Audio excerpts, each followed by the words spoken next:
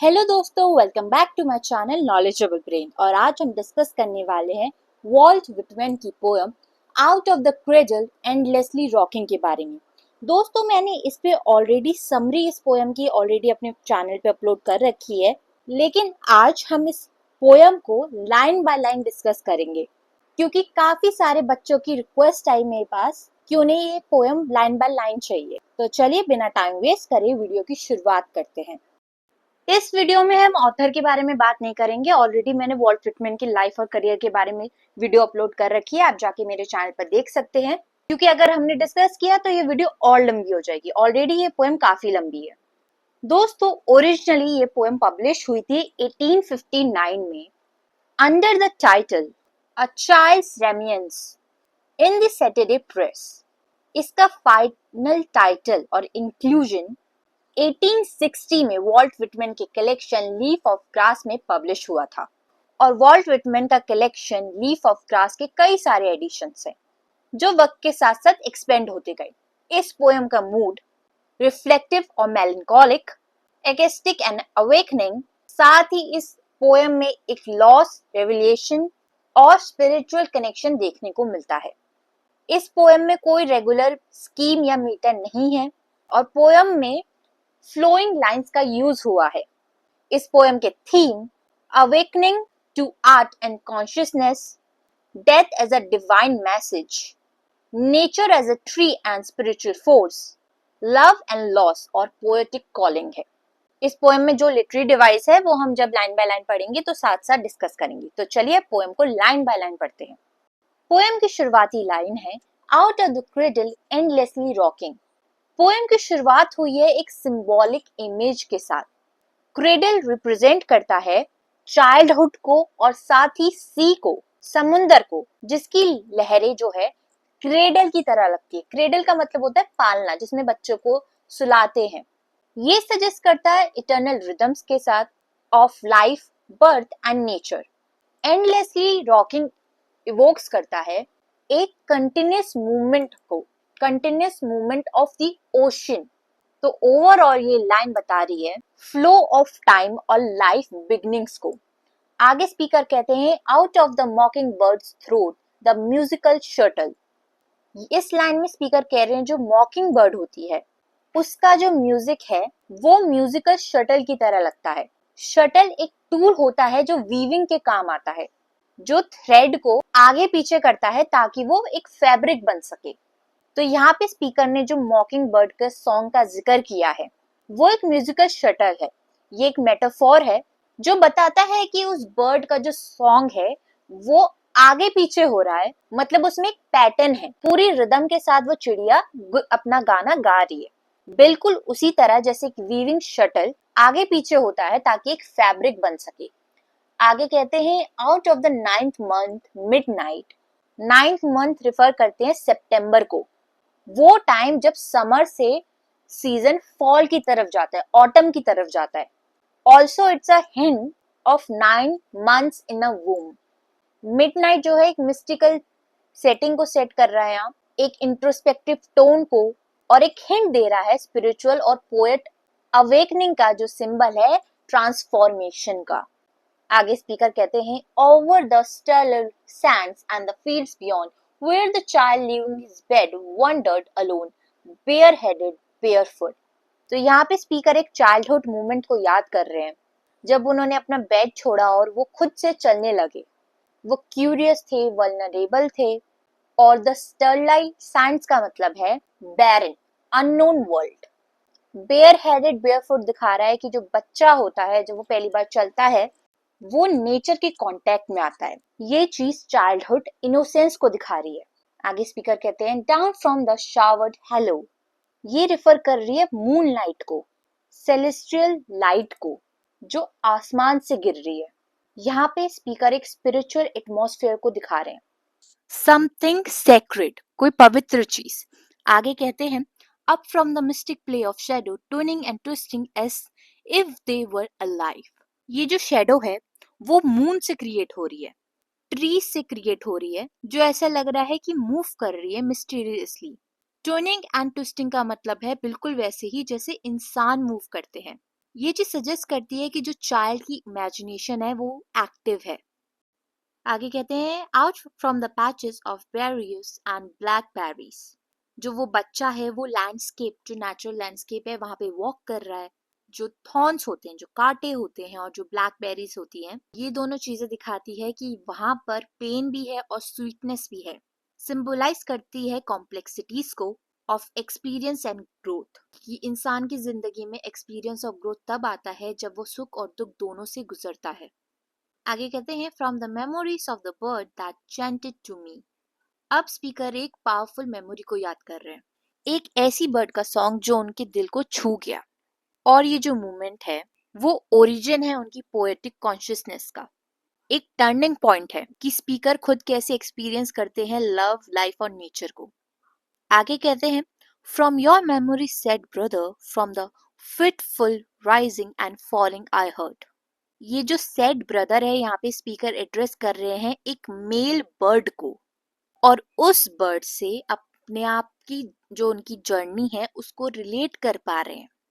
Fitful rising and falling का मतलब है कि वो चिड़िया दुखी भरे गाने गा रही है, जिसे स्पीकर इंटरनलाइज कर रहा है, और वो पोएट के खुद के इमोशन और पोएटिक अवेकनिंग का पार्ट बन गया है।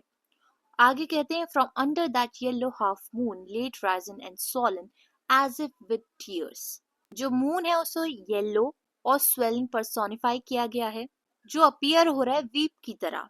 एक मेलेंकोलिक मूड बन रहा है यहाँ पे, एक दुखी भरा मूड, जो नेचर यानी कि मेल बर्ड और पोएट दोनों के दुख को दर्शा रहा है। मून भी उनकी सैडनेस को अपने साथ शेयर कर रहा है, जो दिखा रहा है कि उन दोनों का दुख इतना गहरा है कि वो चारों तरफ नेचर को अपने दुखों में डाल रहा है। चारों तरफ सिर्फ उदासी का माहौल बन गया है। यहाँ तक हमने समझा है कि स्पीकर नेचर को as a teacher, as a mirror समझ रहा है सोल की। आगे स्पीकर कहते हैं from those beginning notes of yearning and love there in the mist. अब पोएट रिकॉल कर रहे हैं उस बर्ड के सॉन्ग के फर्स्ट नोट को, जो पूरी तरह प्यार और जुदाई पे बेस्ड था। एक मिस्टीरियस मिस्टी एनवायरनमेंट में उसकी सेटिंग थी, और ये जो अर्ली नोट्स थे इस गाने के, उसने पोएट की सोल को अवेक किया था, उसकी आत्मा को लॉन्गेविटी और सेंसिटिविटी से भर दिया था। आगे कहते हैं from the thousand responses of my heart never to cease. जो वो चाइल्ड था उसका हार्ट, उसका दिल रिस्पॉन्ड कर रहा था इंटेंसिवली और इटर्नली उस सॉन्ग को सुनकर। वो नोट पोएट के दिल को इतना छू गया कि उनकी जो पोएटिक जर्नी है, जो उनकी आर्ट है, उसकी जर्नी, उसकी शुरुआत ही उस बर्ड के सॉन्ग की वजह से हुई। From the myriad thence aroused word. और ये जो इमोशनल स्ट्रिंग थी, इमोशनल मूवमेंट था, ये उस बच्चे को काउंटलेस वर्ड में छू गया था, यानी कि कई तरीके से उस बच्चे के इमोशन, उसके माइंड पर उस सॉन्ग ने इम्पैक्ट किया। ये बर्ड था पोएटिक लैंग्वेज का। ये वो वर्ड्स थे जो फीलिंग की वजह से, एक्सपीरियंस की वजह से, लव और लॉस के बन पा रहे थे। आगे कहते हैं from the word stronger and more delicious than any. इतने वर्ड्स में से एक ऐसा वर्ड था जो काफी ज्यादा पावरफुल था, काफी ज्यादा डीप था। वो एक मिस्टिकल वर्ड था, वो था death. According to Walt Whitman, death एक ऐसी चीज नहीं है जिससे कोई डरे, बल्कि वो एक नेसेसरी और एक ब्यूटीफुल चीज है। आगे कहते हैं from such as now they start the scene revisiting. अब जो वर्ड्स और मेमोरीज हैं उनके सामने वो वापस आ रही है as a flashback, as a vivid imagery. Poet उस मूवमेंट को याद कर रहे हैं जिसने उन्हें ट्रांसफॉर्मेशन दी थी, एक नया चेंज दिया था। आगे कहते हैं as a flock twittering rising or overhead passing. Words और मेमोरी ऐसी है जैसे फ्लॉक ऑफ बर्ड्स, बहुत सारी बर्ड्स, जो सजेस्ट करती है मूवमेंट, लाइफ और एनर्जी को। वो बर्ड्स आती जाती रहती हैं क्योंकि वो माइग्रेटिंग बर्ड्स है, वो एक जगह से दूसरी जगह अपनी प्लेस को चेंज करती रहती हैं, जो समझा रही है कि इंस्पिरेशन और मेमोरी जो है वो कभी दिमाग से जाती नहीं है और अचानक से दिमाग में कभी भी याद आ जाती है। आगे कहते हैं बॉर्न हिदर ऑल ल्यूड्स मी हरिडली।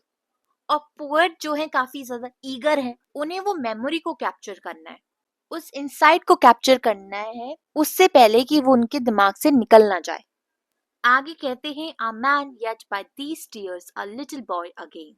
स्पीकर कह रहे हैं कि ये अब मैं ग्रोन मैन बन चुका हूँ, बड़ा हो चुका हूँ, लेकिन ये जो पावरफुल इमोशंस हैं, मेमोरीज हैं, ये दोबारा से मुझे एक सीधा साधा इनोसेंट सा बच्चा बना देती है। आगे कहते हैं throwing myself on the sand confronting the waves।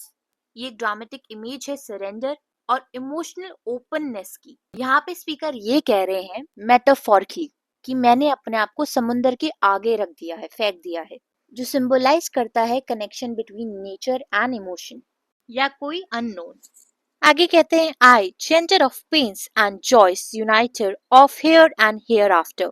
अब पोएट जो है फुल्ली अपनी आइडेंटिटी को क्लेम कर रहे हैं, वो बोल रहे हैं कि मैं एक चेंटर हूँ, जिसका मतलब है सिंगर या पोएट, जो दोनों सफरिंग और हैप्पीनेस को दिखाता है, कनेक्ट करता है लाइफ और डेथ को, मटेरियल थिंग्स और स्पिरिचुअल लाइफ को।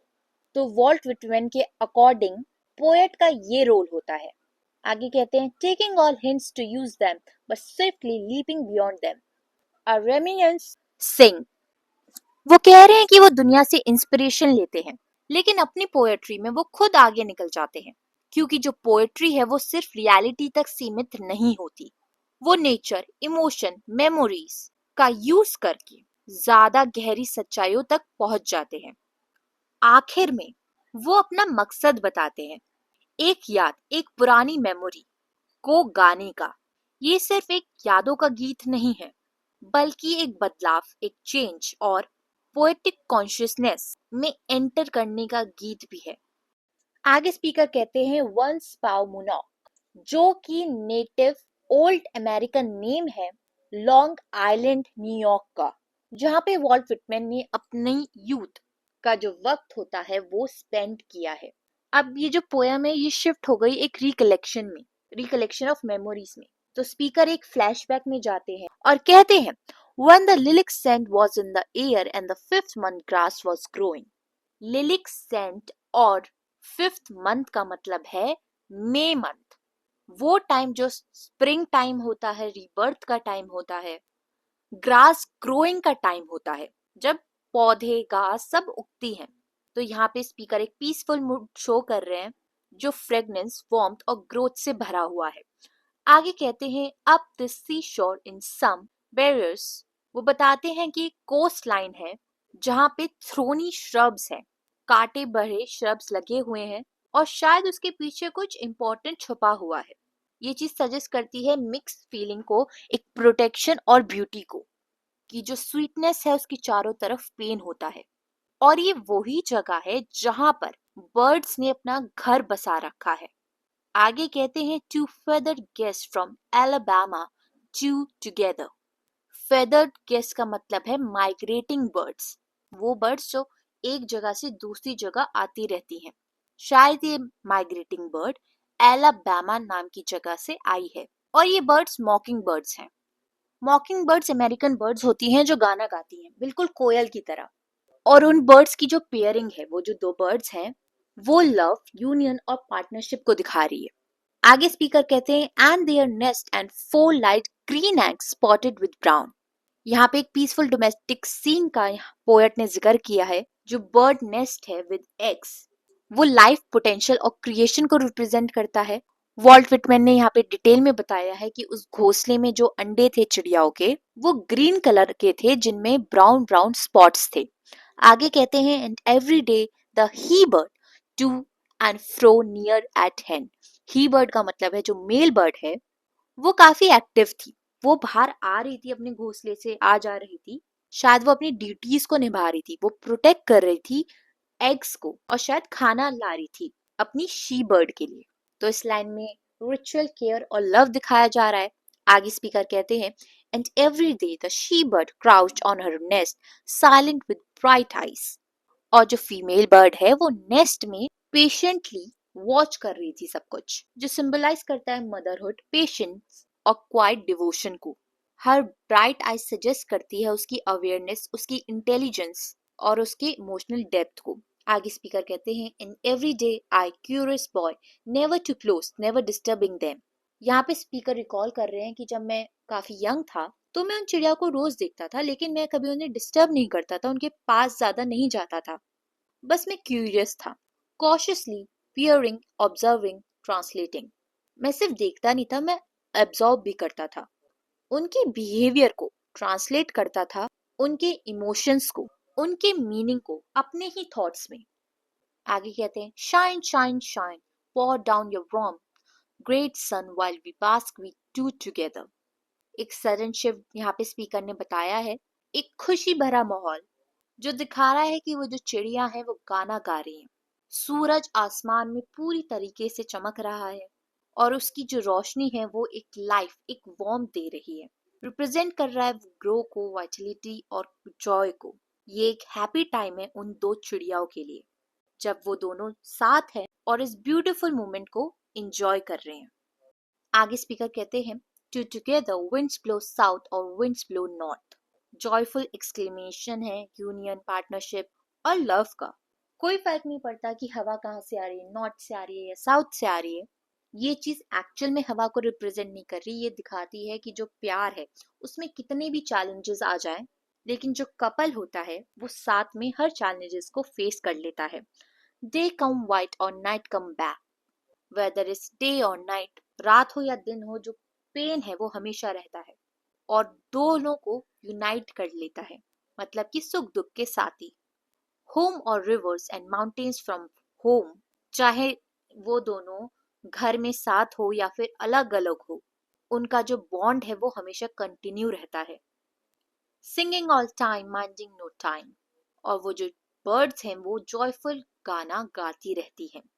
while we two keep together, क्योंकि जब हम दोनों साथ हैं तो वो एक ब्लेसिंग से कम नहीं है, चाहे कितनी भी डिफिकल्टीज लाइफ में क्यों ना आ जाए। आगे स्पीकर कहते हैं till of a sudden may be killed unknown to her mate। अब आता है टर्निंग पॉइंट। जो स्टेबिलिटी थी, जॉय था, अब वो लॉस और कंफ्यूजन में बदल गया है। जो दुख है वो बिना वार्निंग के आते हैं लाइफ में, क्योंकि यहाँ पे स्पीकर बता रहे हैं जो शी बर्ड है, जो फीमेल बर्ड है, वो कहीं गायब हो गई, शायद उसे किसी ने मार दिया है, लेकिन उसकी किस्मत अभी कोई नहीं जानता उसके साथ क्या हुआ। मेल बर्ड को तो पता भी नहीं है कि क्या हुआ है अभी। यहाँ पे एक अनसर्टेनिटी को, एक हेल्पलेसनेस को दिखाया है। आगे कहते हैं one forenoon the she bird crouched not on the nest. वो जो शी बर्ड है वो नेस्ट से, घोंसले से गायब है। नेस्ट जो है वो सिंबल है लाइफ का, एक ऐसी लाइफ जो अब खाली हो चुकी है, जिसमें कुछ नहीं बचा। Nor return that afternoon nor the next nor ever appeared again. वो शी बर्ड कई दिनों तक नहीं आई। जो पैटर्न था लव और केयर का वो अब टूट गया है, और ये फाइनल है कि वो बर्ड जो है हमेशा के लिए चली गई है। आगे कहते हैं and thenceforward all summer in the sound of the sea. उस बर्ड के जाने के बाद जो नेचर है वो भी दुख में डूब गया है। उस वक्त के बाद समर के वक्त जो समुंदर की साउंड होती है वो भी एक बैकग्राउंड बन गई है उदासी का। पहले जो है एक सी जो है क्रेडल की तरह थी जो खुशियों को दिखाती थी, लेकिन अब वो सिंबल बन गई है लॉस का, इटर्नल मॉर्निंग का। And at night under the full of the moon in calmer weather. और जो पीसफुल नाइट थी, जो चांद की रोशनी में इतनी पीसफुल लगती थी, अब उसी चांद की रोशनी में सिर्फ दुख लगता है। जो चांद है वो रिफ्लेक्ट करता है मेमोरी को, एक इमोशनल रिफ्लेक्शन को। Over the hoarse surging of the sea और flitting from brier to brier by day. जो सी है, जो समुंदर है, वो एक हार्श और एक पेनफुल मिरर बन गया है ही बर्ड के लिए, क्योंकि वो जो ही बर्ड है वो दुखी होके रो रही है, और वो मेल बर्ड जो है इधर उधर घूम रही है थॉर्न टू थॉर्न। जो कांटे हैं वो रिप्रेजेंट कर रहे हैं उस ही बर्ड के पेन को। वो ही बर्ड अपनी शी बर्ड को इधर उधर ढूंढ रही है, क्योंकि वो अपने मेट के बिना पूरी तरीके से खो चुकी है। उस शी बर्ड के बिना मेल बर्ड की भी जिंदगी कुछ नहीं है। I saw, I heard at intervals the remaining one, the he bird, the solitary guest from Alabama. Speaker अभी भी उन चिड़ियाओं को देख रहा है और उस ही बर्ड के दुख को महसूस कर पा रहा है। वो मेल बर्ड जो कभी एक जोड़ी का हिस्सा थी, अब वो अकेला रह गया है। वो इस दुनिया का मेहमान बन गया है, वो दुनिया जो उसके लिए अनजान है। आगे स्पीकर कहते हैं, blow blow blow, blow up sea winds along Paumanok shores. यहाँ पे स्पीकर ने एक ड्रामेटिक क्राइंग को दिखाया है, इमोशनल क्राई को दिखाया है। जो विंड है, जो हवाएं हैं, वो भी बर्ड की इस जुदाई को मिमिक कर रही है, कॉपी कर रही है, बर्ड की ग्रीफ को एको कर रही है। स्पीकर और ही बर्ड दोनों ही सी विंड से बोल रहे हैं कि उस शी बर्ड को वापस ले आए। विंड्स रिप्रेजेंट कर रही है होप, लॉन्गिंग और नेचर्स इनडिफरेंट फोर्स को। आगे स्पीकर कहते हैं, I wait and I wait till you blow my mate to me. Bird जो है अभी भी वेट कर रही है अपनी शी बर्ड का। ये चीज दिखाती है उसके डिवोशन को, उसके डेस्परेशन को। और ये भी सच है कि कोई भी चीज उस शी बर्ड को वापस नहीं ला सकती। ये लाइन दिखा रही है एक ऐसी जुदाई को, एक ऐसे दुख को जो बिल्कुल दिल से आ रहा है। आगे स्पीकर कहते हैं, yes when the star glistened all night long on the prong of a moss scalloped steak। अब यहाँ पर जो सीन है वो एक शांत और एक मिस्टीरियस नाइट में बदल जाता है। तारे आसमान में चमक रहे हैं। ये बर्ड की उदासी से बिल्कुल अपोजिट है जो सीनरी है। ये दिखाता है कि नेचर तो शांत है लेकिन उनके अंदर भी दर्द है। वो मेल बर्ड अकेला बैठा है एक खंबे पर जो मूस यानी कि काय और स्कैल्प स्टेक यानी कि जो शेल्स है उससे ढका हुआ है। ये नेचर की एक सुनसान सी जगह है जहां हर चीज में एक टेक्सचर है। वहां पे एक लोनलीनेस की फीलिंग है। आगे स्पीकर कहते हैं, down almost amid the slapping waves. वो बर्ड जो है समुंदर के काफी पास बैठा हुआ है, जहाँ पे वेव्स आ रही है, समुंदर की लहरें आ रही है। ये चीज इम्फेसाइज करती है आइसोलेशन को। वो मेल बर्ड काफी अकेला हो चुका है और वो नेचर के रॉ इमोशन के काफी ज्यादा क्लोज है। वो जुदाई की उस तन्हाई को महसूस कर रहा है। आगे कहते हैं, set the loan singer wonderful causing tears. Bird को डिस्क्राइब किया है लोन सिंगर वंडरफुल से, जो एक डिवाइन और एक पोएटिक स्टेटस है। उस मेल बर्ड का जो सॉन्ग है वो काफी ज्यादा पावरफुल है, जो किसी के भी आंखों में आंसू ला सकता है, स्पीकर और रीडर दोनों के। आगे कहते हैं, he called on his mate, he poured forth the meaning which I of all men known। वो सॉन्ग जो कि सिंपल है लेकिन डायरेक्ट है, एक हार्ट ब्रेकिंग सॉन्ग जो वो बर्ड रो के अपने सारे इमोशंस को एक्सप्रेस कर रहा है अपने उस कंपेनियन के लिए जो उससे जुदा हो चुकी है। यहाँ पे स्पीकर ये बोल रहा है कि उसने उस बर्ड के सॉन्ग में एक डीप मीनिंग निकाला है। वो एक ऐसा सॉन्ग है जो सोल टू सोल कम्युनिकेट कर रहा है। जरूरी नहीं उसमें कोई लिटरल वर्ड्स हो, बल्कि ये एक फीलिंग की बात है, ट्रुथ की बात है, इंट्यूशन की बात है। आगे स्पीकर कहते हैं, yes my brother I know the rest might not but I have treasured every note. तो वॉल्ट विटमैन ने उस बर्ड को एड्रेस किया है एज अ ब्रदर। अब वो बर्ड सिर्फ एक बर्ड नहीं है, वो पोएट के लिए एक फेलो, एक सोल, एक पोएट है, एक मिरर है पोएट के खुद के दुखों का। स्पीकर यहाँ पे कह रहे हैं उस बर्ड से कि आई नो तुम्हारा जो दुख है मैं उसको महसूस कर सकता हूँ, शायद दूसरे ना कर पाए। तुम्हारे उस नोट को मैं समझ सकता हूँ जिसे दूसरे ना समझ पाए, क्योंकि मैंने तुम्हें ऑब्जर्व किया है, मैंने तुम्हें एब्जॉर्व किया है, प्रिजर्व किया है, तुम्हारे गाने को अपने दिल तक रखा है। आगे कहते हैं, for more than once dimly down to the beach gliding. वो रिकॉल कर रहे हैं कि कैसे वो चुपचाप जाके बीच के पास बैठ जाते थे, उस बर्ड के गाने को बार बार सुनते थे। Silent avoiding moon beams blending my self with the shadows. Light को अवॉइड करते थे, रात की मिस्ट्री और डार्कनेस में गुम हो जाते थे। ये सिंबलाइज करता है इनर ट्रांसफॉर्मेशन को, फ्रॉम इनोसेंट चाइल्ड टू कैपिलेटिव पोएट। कहते हैं, recalling now the obscure shapes and the echoes. Present में स्पीकर को वो जो इमेजेस है ज़्यादा क्लियर नहीं है, लेकिन जो साउंड है वो एक एको की तरह उनकी पोएटिक इंसाइट की फाउंडेशन है। आगे ये लास्ट स्लाइड को ही समझेंगे। ये पोएम काफी ज्यादा लंबी है, इसलिए इस पोएम को दो पार्ट में मैं आपको समझाऊंगी ताकि आपको भी समझने में आसानी हो। आगे स्पीकर कहते हैं, the sound and sight after their sorts. Speaker ने सारी इमेजेस, सारी साउंड को ऑब्जर्व किया है जितनी भी नेचर में है, चाहे वो वेव्स हो, बर्ड सिंग हो या मूनलाइट ग्लोज हो, सब कुछ स्पीकर ने ऑब्जर्व किया है। कह रहे हैं कि एक ऑर्डर है, एक हार्मनी है नेचुरल वर्ल्ड में, लेकिन ये भी काफी नहीं है किसी के गम को मिटाने के लिए, किसी के दुख को कम करने के लिए। आगे कहते हैं, the white arms out in the breakers tirelessly tossing. दोस्तों, वाइट आर्म्स का मतलब है फॉर्मी वेव्स जो बीच शोर पर आ रही है। ये इमेज एक फेमिनिन इमेज है जो ब्यूटीफुल तो है लेकिन रेस्टलेस है। सिंबलाइज कर रही है डिजायर, लॉन्गिंग और इमोशनल स्ट्रगल को। अगेन यहाँ पर दोबारा से जो सी है वो एक मिरर बन गई है पोएट के खुद के इंटरनल स्टेट का। आगे स्पीकर कहते हैं, I with bare feet a child the wind wafting my hair. यहाँ पे स्पीकर रिकॉल कर रहे हैं उस मोमेंट को जब वो एक बच्चे थे, वो नंगे पैर बीच पर आए थे, समुंदर के पास खड़े हुए। यहाँ पे एक इनोसेंस दिखाई है, ओपननेस दिखाई है चाइल्ड की, कॉन्ट्रास्ट में डेप फीलिंग जो अब बड़े होके स्पीकर फील कर रहे हैं।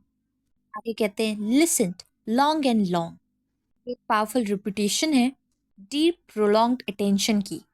कोई पैसिफिक हियरिंग नहीं है बल्कि एक सोलफुल लिसनिंग मेडिटेटिव है जो उस बर्ड के सॉन्ग में उसके दुख को एब्जॉर्व कर सकता है, समुंदर को और यूनिवर्स की साउंड और इमेजेस को एब्जॉर्व कर सकता है, समझ सकता है। आगे स्पीकर कहते हैं, listen keep to sing now translating the notes. Speaker ने वो गाना एक पर्पस से सुना है, सिर्फ समझने के लिए नहीं बल्कि प्रिजर्व करने के लिए, उसको रिक्रिएट करने के लिए अपनी पोएट्री में। ये पोएट की एक सेक्रेड ड्यूटी है कि वो इमोशन को ट्रांसलेट करे पोएट्री में, ट्रांसलेट करे नेचर सॉन्ग को इनटू ह्यूमन मीनिंग में। आगे कहते हैं, following you my brother Sood Sood Sood. Again दोबारा से उस बर्ड को स्पीकर ने रिफर किया है एज अ ब्रदर, और वो उस बर्ड के पाथ को फॉलो कर रहा है, from grief to expression, from feeling to voice. Poet की जो जर्नी है वो मिरर कर रही है उस बर्ड के मॉर्निंग को। सूद सूद सूद जो है वो एक चैंट है, सजेस्ट करता है अनफुलफिल्ड लॉन्गिंग को। आगे कहते हैं, close on it's wave suits the wave behind.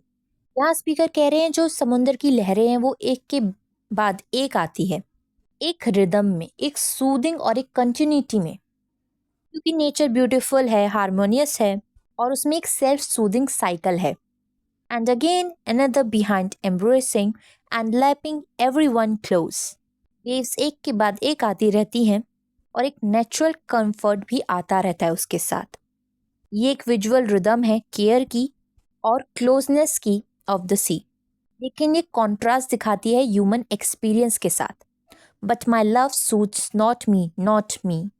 यहाँ पे एक हार्ट ब्रेकिंग शिफ्ट है जो बता रहा है कि नेचर के इतने कंफर्ट के बाद भी स्पीकर का जो लव है ये जुदाई के गम में है। समुंदर की जो रिदम है वो भी उसको हील नहीं कर सकती, कि वो भी इमोशन है लॉस और लव का। आगे कहते हैं, low hangs the moon it rose late. तो मून है वो काफी नीचे है और काफी देर बाद आसमान में आया है। वो चांद भी मिस्टिकल और मैजिकल नहीं लग रहा, खुद भी नीचे झुका हुआ है, तो रिफ्लेक्ट कर रहा है उसके ऊपर जैसे कोई बर्डन हो दुखों का, जैसे कि स्पीकर के दिल में है। It is lagging O I think is heavy with love with love. चांद और स्पीकर दोनों ही एक इमोशन को शेयर कर रहे हैं, दोनों पे ही बर्डन है अनएक्सप्रेस्ड इमोशन का। हैवी विद लव सजेस्ट करता है वो प्यार जो कहीं खो चुका है या वापस आपको नहीं मिला है। अगर ऐसा मोमेंट आता है तो वो प्यार एक बोझ बन जाता है।